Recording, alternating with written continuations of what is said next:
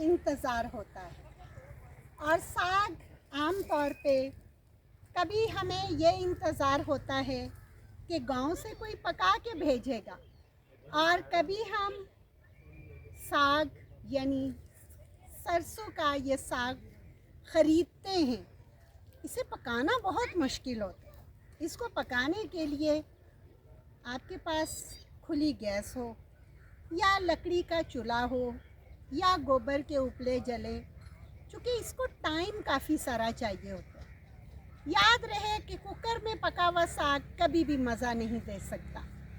साग के लिए ज़रूरी है कि आप मिट्टी की हांडी में पकाएं।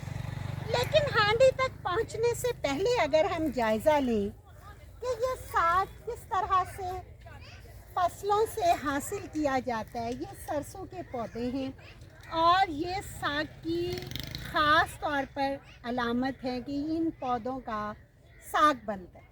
अच्छा, इसको काटना भी एक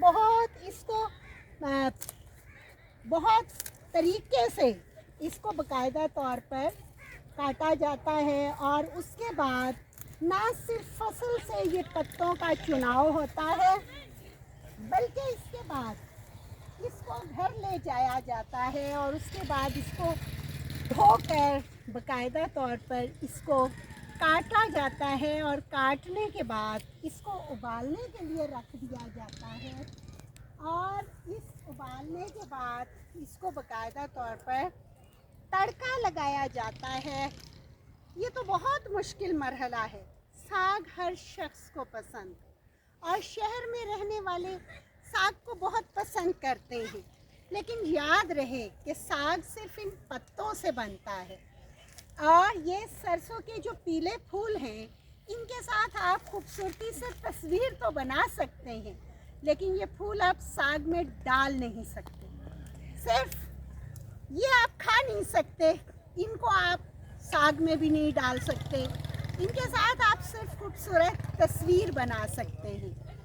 तो हम जब किसान की बात करते हैं, किसान की फसल की बात करते हैं, तो ये जो साग है ये भी किसान ही पैदा करते हैं।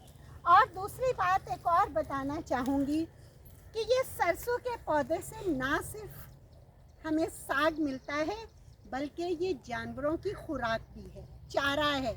यानी हम इसको काट कर, और किसान इसको गाय भैंस के और बकरी के चारे के लिए इस्तेमाल करता है।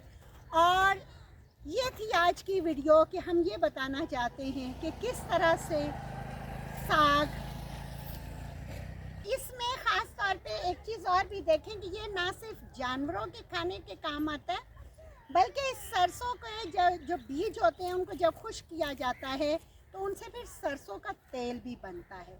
और वो तेल हम आम तौर पे आम जिंदगी में तो इस्तेमाल करते हैं, इसके अलावा ये अचार में भी इस्तेमाल होता है। उम्मीद करती हूँ कि आपको आज हमारा साग की ये वीडियो बहुत पसंद आई।